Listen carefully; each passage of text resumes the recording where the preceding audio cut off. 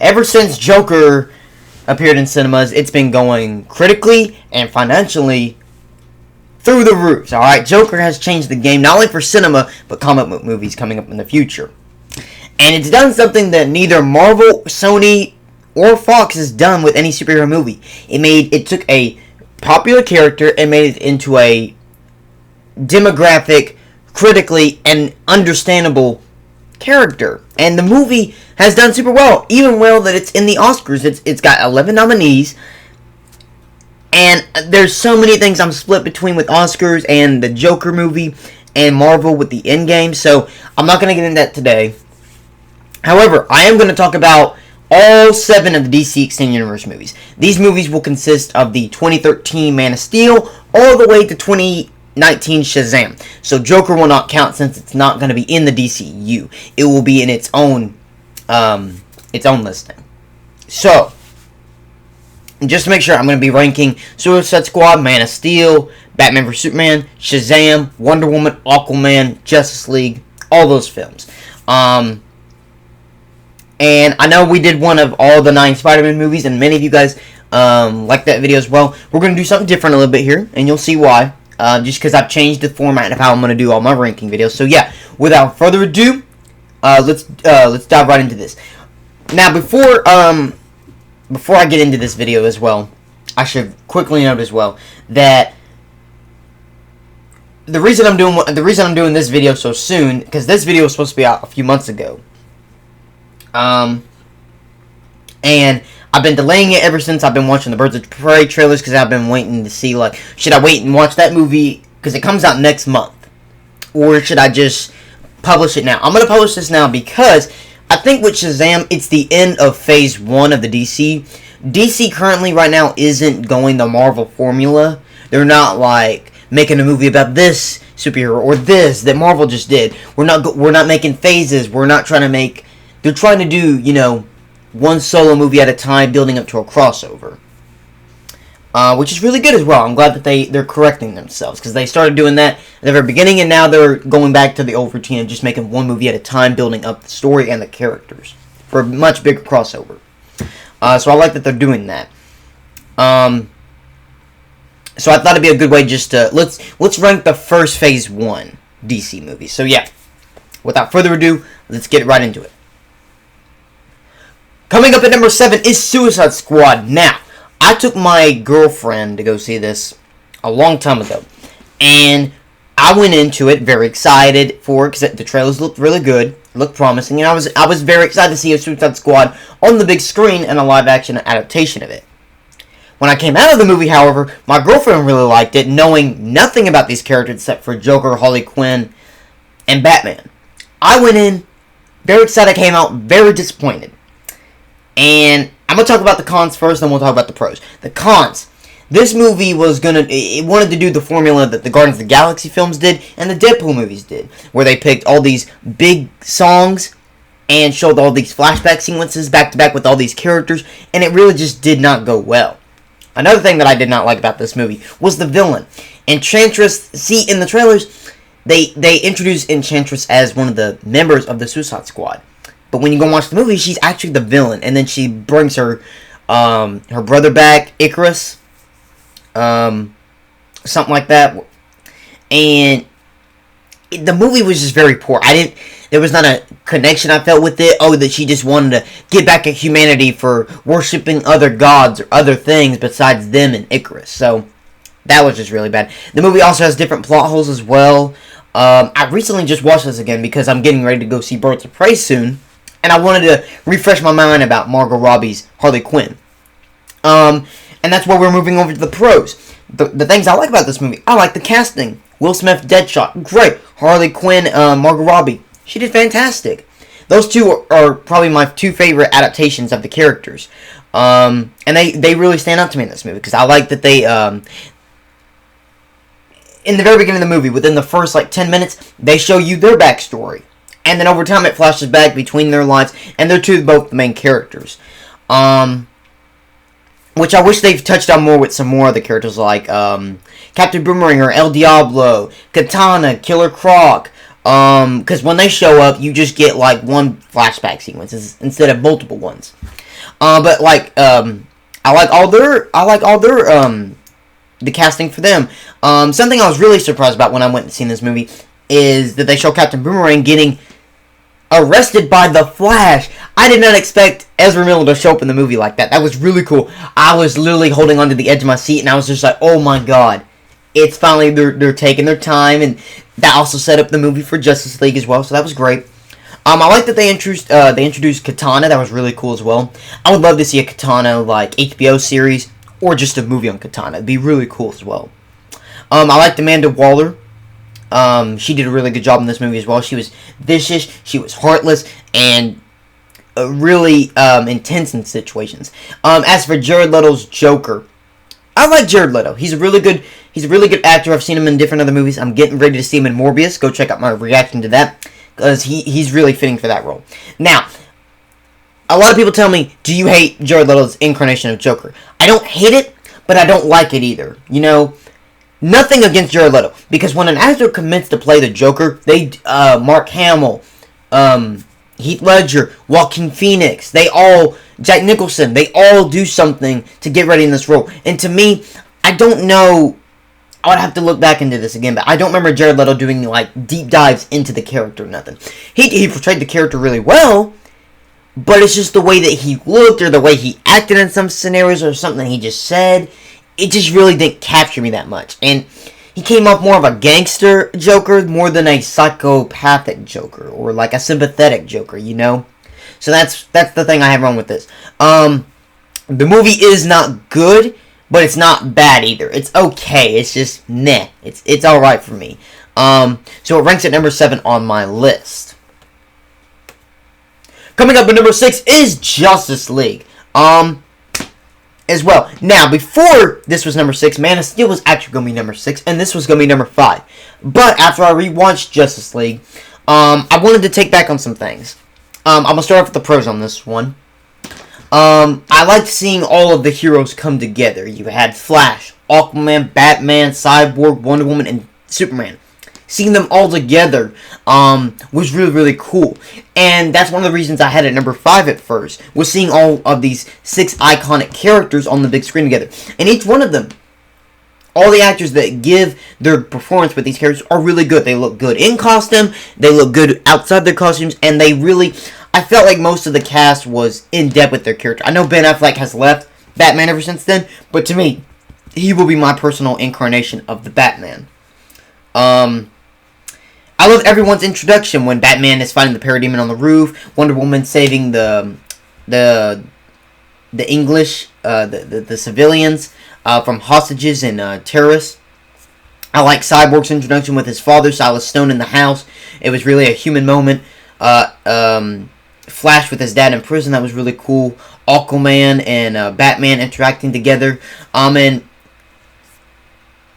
when I mean Superman's introduction, I'm not talking about the first 5 minutes where it's the kids' new broadcasting, because the CGI was terrible, and just that scene to me just doesn't feel, I don't know, it doesn't feel Superman-like, and it just seems like Joss Whedon was like, oh, Marvel just did something with making Spider-Man a vlogger, let's make Superman a vlogger too. I was like, nah, that's not working for me. But his introduction when he comes out of the casket, out of the coffin at the very middle of the second act, that was really cool. I liked it. And I love the fight scene between him fighting the Justice League. That scene was crazy. Just seeing him going up against everyone, and then when Flash looked at him, and Superman looked back at him, and he was just like, what the heck? He could see me running. It was great. And then the way he called back to Batman while just holding him, and he's like, do you bleed? Really good as well. The action sequences. I really like all the action sequences. Especially the one on Themyscira with the Amazons fighting Steppenwolf. It was very thrilling. It was exciting. And I didn't know a lot about Steppenwolf going into this movie. So when I saw him, the CGI could have been a little bit better on him. But to me, he was very threatening and he was menacing at times. I just felt really scared by him. And when the way he was just killing all the Amazons and just going up to the Mother Box was crazy. The way the Amazons were passing back the Mother Box, getting chased by Pyrrhians, was great. The tunnel scene was outstanding as well. You got to see all the heroes show their abilities. Once again, when they were fighting Superman, great. In the final battle, it looked really good. I wish it was a little bit downgraded with some of the lighter. Maybe it could have been a little bit darker like they promised us through the trailers, but it's fine. And another thing I like about this movie, Superman. They revamped Superman in a different way. They made him a Boy Scout Superman. In Man of Steel, I get it was an origin movie for him and him becoming Superman, and then Batman v Superman. It got what the Man of Steel movie did. But we never got to see Superman, be happy or smiling or quirking or, just acting like Superman. He was more of a soldier. So in this movie, it felt like he actually, he was doing, like, he was having fun. He was having fun being a good guy. So that's something I really liked as well. Cons. Whedon. Now, no disrespect to Whedon. He started the first Avengers movie. I'll give him that. And Zack Snyder had to leave because of a death in the family, and I respect that when you have to leave work to deal with family issues. I'm all for that. That's great. Family comes first in any scenario. And they did get Whedon to do it, and I respect what he did. But the reshoots and Whedon's vision for this movie were just awful. I'm just going to say that. They were awful. And I could tell what were Whedon shots and Snyder shots. For example, the number one thing that I absolutely hate about this movie is where the Flash saves Wonder Woman. He saves her. That's fine. But to have him just lay headfirst into Wonder Woman's breast and then just get up immediately and look awkwardly at her. No. Because there's one thing when they made the Wonder Woman movie. They did not want to make her sexist. They did not want to show her butt, her boobs, any qualities that would have made her look like a sex figure. But we didn't say, nah, we're going to make her look the sexiest in the entire movie. And Gal Gadot is a beautiful and sexy woman. She's really beautiful. I like her. But you don't have to show her butt in every single scene that she's in. Okay? Don't do that, Whedon. Just don't do that. I don't know whose idea it was for the air bubble and the Aquaman Atlantis sequence, but whatever. I'm glad that James Wan fixed that, so thank you for that. And finally, WB. Come on. It's time. Release the Snyder Cut. I don't care if you release it on Blu-ray. I don't care if you do a one theater reaction. I don't care if you release it on HBO. Just release the Snyder Cut. You know you have it. The actors, even Ben Affleck, all of the cast members got onto it, saying, release the cut, release the Snyder Cut, do it. They've even seen it. You know it will make you money. You know fans want to see it. You know the people that absolutely hate this movie, even the critics, they want to see it. Because you keep hyping it, you keep showing us leaked concept art, and you keep showing us scenes on your Instagram and Reddit. So Snyder, I love you. I want you to come back and direct more DC movies. But WB, from the bottom of my heart, release the Snyder Cut. Just do it for the fans. But yeah, Justice League ranks at number 6 on my list. Coming up at number 5 is Man of Steel. Like Justice League, I love Zack's vision of the movie. I like that he took Superman in a new direction. Because I was growing up, I watched all the different other Superman movies, and for some reason, I never got a feel of what Krypton could be like. So when the first 10 to 15 minutes of the movie is set on Krypton, great. Absolutely fantastic. It was a great start to the DCEU. Really, they could have started with anything. They could have started with Wonder Woman. They could have started with Batman. But I like that they chose with Superman. It was a really good choice. It had a creative storyline. I like that. It was laying down the groundwork for BVS, Justice League, and the rest of the DC universe. I liked all the portrays. Henry Cavill did a great job as Superman. I thought he was good. Yeah. I wish he'd done a little bit more with Clark Kent, but he was a good Superman. Amy Adams as Lois Lane, fantastic. Absolutely, she did. She nailed it. I can't remember what his name was, but he played General Zod. Fantastic, absolutely amazing. I liked all the shots that invoked him becoming Superman, or when he was a kid. I loved all the action sequences with him on the Orlo ring. Him learning how to fly for the first time, and the attack in Smallville. That was really cool. Now, the problems I had with this movie was I didn't like that Zod had less screen time. Because when you get a good actor, when you have a good actor and they portray a supervillain, I want to see them portray it for a long period of time, like the main hero or the main group of heroes. And Zod just, to me, didn't get enough screen time. I wish we got to know him a little bit more, or seen him just do a lot more. The same thing goes for Hela in Thor Ragnarok. I know I'm jumping between two different movies right now, and I'll mention this when I rank all the Marvel movies, but when Cate Blanchett was cast as Hela, I wanted to see more of her, but when I watched Thor Ragnarok, I didn't get enough of Hela, so I wish... I know she's alive, so I want them to bring her back in the Thor movies, or just in the Marvel movies. And there's just too much chaos and destruction in the third act. I got what they were trying to imply, and I know when it took the stakes, it was setting up the stakes for BVS, but Superman was just being careless and destroying Metropolis from up and top. Like, it was too much for me. So that's why I'm just giving it it's a ranking at number 5 on my list, just because it just had too much chaos and destruction. And WB, once again, come on now, make Man of Steel 2, make Superman 2. Come on, just do it. Henry Cavill wants to keep playing this role, so let him. Come on. I know you guys are having some contract issues or something, but come on. Let him be. Make a Superman 2. Come on, do it for the fans. Do it for us, okay? Just please.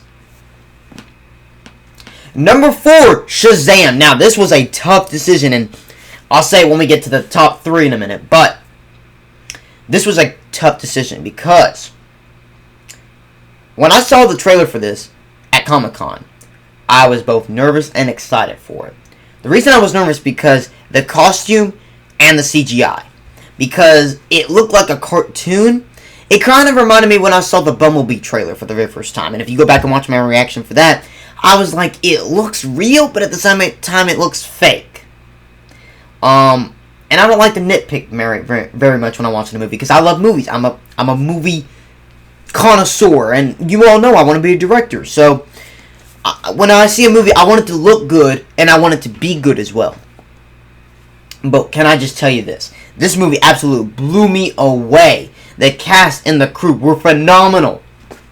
David's directing did a really good job. He was able to blend 3 different genres. He had the action, he had the comedy, and he had the horror, which all work in this movie. And I think, for real, these 3 genres could work for any DC movie.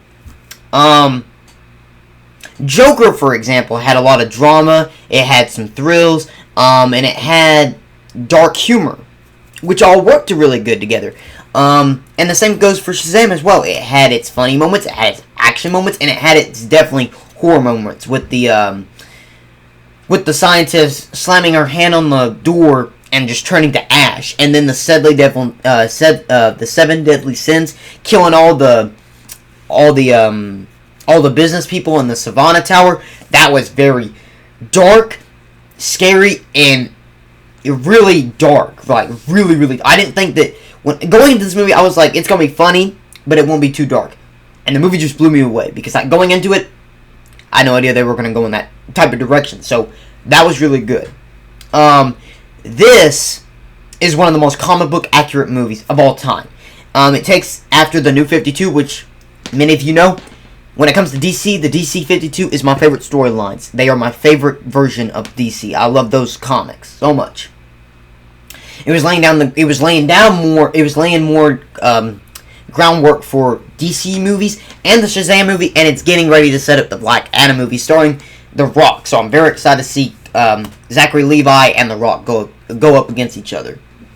And something else that really blew me away, that I had no idea, that I thought later down the road we would get to Shazam 2 or Shazam 3, that they would do the Shazam family. No, they did it right here. And I'll talk more about this when I get to Aquaman in a minute too. But when they made this movie, they were like, okay, we don't know if we want to make more Shazam movies, but we want to see how critics and audience take it. So for right now, let's just throw everything into it. Let's just see how the audience take it. And both critics and audience loved it. They loved the idea. And for me, it just blew me away. How much. And I loved all the Easter eggs and references to the past movies. And setting up what was to come. And not only is this one of the best superhero movies ever, it's one of the best origin story movies forever. A few things I will say that I'll nitpick about, but they don't ruin the movie for me, is the minor CGI and minor VFX. Okay, some of the time when I'm watching the movie, I'm like, it could have been a little better if they just tweaked it, but other than that, it doesn't hurt the movie for me. So it ranks at number 4 on my list. Alright, we're getting down to the top 3, and it is Batman vs. Superman. Now, a lot of people are going to be like, are you crazy? Why is this your number 3? I've been wanting to see a live-action adaptation of Batman and Superman going head-to-head. And for me, this was the movie. I know what you're all saying. Why? This is the heart memes when it comes to DC movies. Maybe for you, but for me, it tells a story about two different guys going up against each other with two different backgrounds and two ideas of what is justice and truth. I love Zack's vision. I loved everything he did about this movie. I loved that it was continuing the storyline from Man of Steel, and it was also setting up how this universe has its own different incarnation of Batman. It has one of the craziest storylines in comic book history. The action sequences are phenomenal. Great. My favorite is the Batmobile chase, because it has my favorite version of a Batmobile. Ben Affleck killed it. Now, literally, he killed it. He was killing people. Outstanding. The warehouse scene, oh my god, phenomenal. And this is also comic book accurate as well.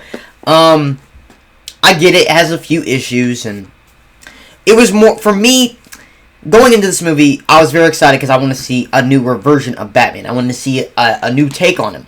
And I got a new take on him. He was dark, gritty, and he killed people. But to me, this felt more of a Man of Steel 2.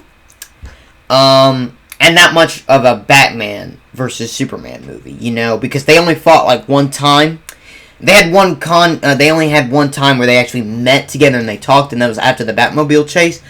But they only fought one time, so I am kind of upset that they only did that.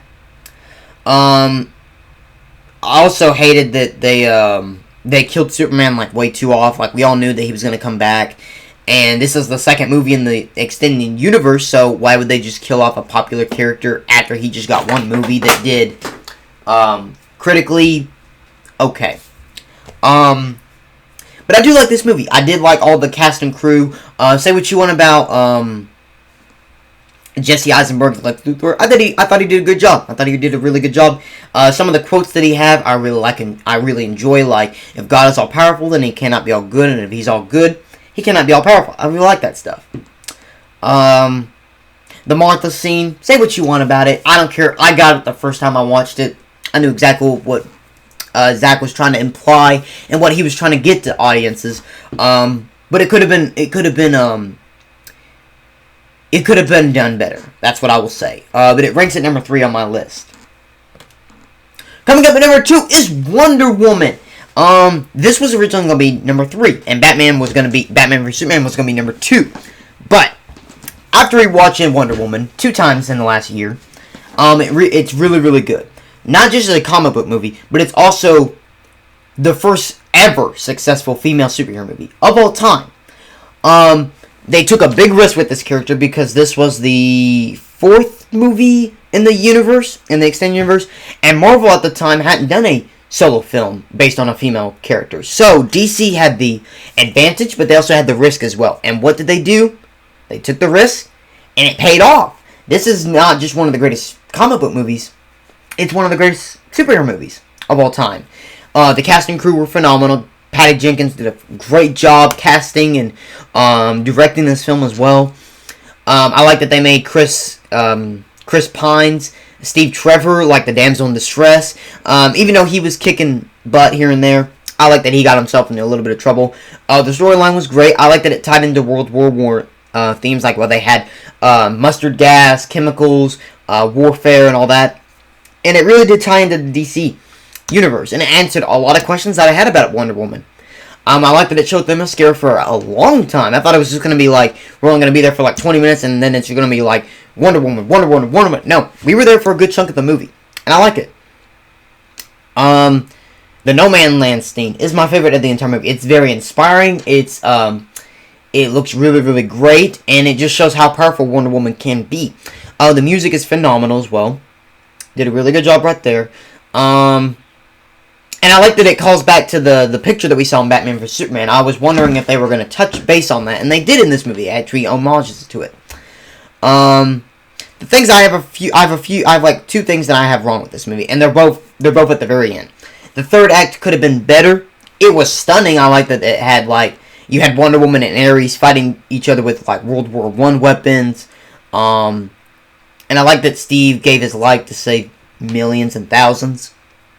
And I like the message that it was love conquers all evil. I liked how it was presented. But the twist came out of nowhere. I mean, for me it was shocking, but at the same time it was confusing. And Ares, they kept hyping up Ares, and that he was going to be the big bad. And then he comes at the very end, and he's threatening and he's very menacing, but he's not really all evil, you know? He's not like a bad guy. He's better than the Enchantress, but he's in the same boat with like General Zod. He's not, you don't feel empathy for him. You understand what he's doing, but at the same time, he's not like your go-to supervillain. Like, yes, he's the best DC villain they got. I mean, in the comics he is, but in this movie, he's only there for like 10 minutes and then he gets killed. And I hate that they killed him off so early, because I would have liked to see what he'd done. But yeah, those two things I can just nitpick about, like Shazam. I can look at those two aside. For me, this is a good movie, and it's one of my favorite comic book movies as well. And it ranks at number 2 on my list. And going into number 1 is Aquaman. Oh yeah, my man. I love this movie. This movie is outstanding. This is one of my favorite comic book movies of all time. And this movie it blew me away. I've loved Aquaman for years. He's been one of my favorite superheroes ever. And I've been one of those people that's defended the character, because he gets disgraced a lot. And I was very tired of seeing people saying, oh, he's the worst superhero. Oh, he commands fish. What happens? Can he get out and just not breathe? Like, is he a mermaid? No. Like Ray Fisher said, Aquaman demands respect. And James Wan showed him. His vision. He was like, okay, we might not do another Aquaman movie, so let's just cram everything in this movie. Let's put Black Manta. Let's put Atlantis. Let's put the Trident. Let's put the comic book accurate orange and green armored suit. Let's put it all in here. Let's put the trench in here. Let's put Ocean Master in here. And it worked.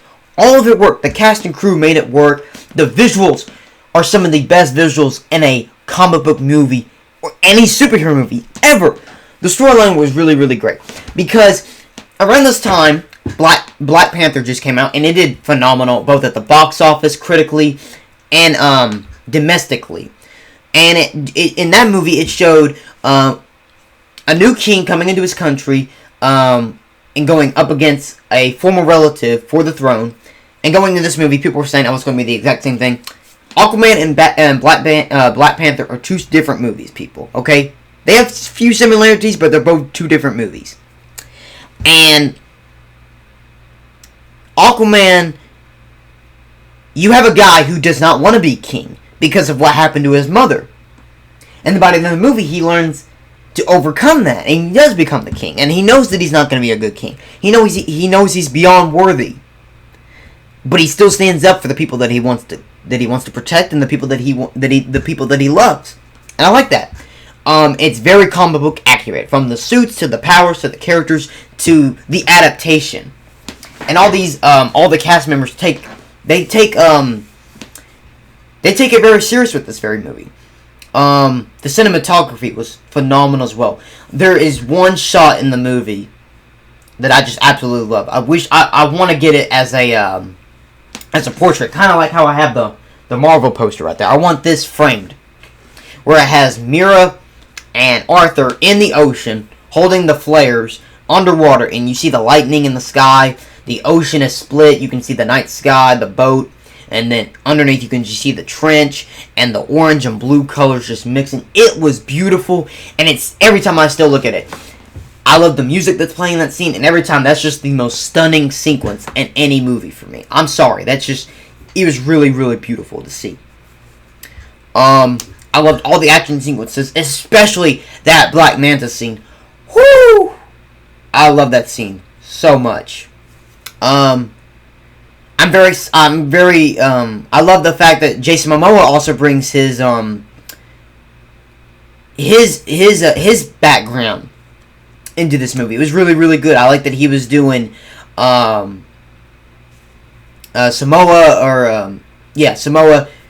charges and callbacks and everything, and it was really, really good. I like that he brought his own spin to the character as well, and I love that he's still playing this role. And I'm really excited to see Aquaman 2 hit the screen in 2022. And a few things that I can just want to nitpick about, and I can just overlook at times, and they don't ruin the movie for me. But the minor plot holes, and just surprise explosions. The first time you see an explosion in the movie, I'm like, okay. But then when we get to like Black Manta's, and he's in his full suit, and he's battling Arthur and Mira in Italy, and the statue just blows up, I'm like, alright, you need to stop with the explosions here, okay?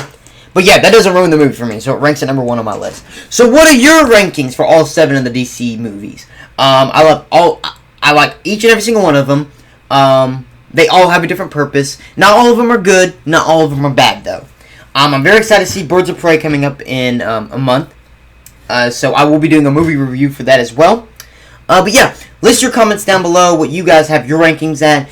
Like or disagree with me on social media. And I will see you guys in the next video. Goodbye. And always imagine bigger.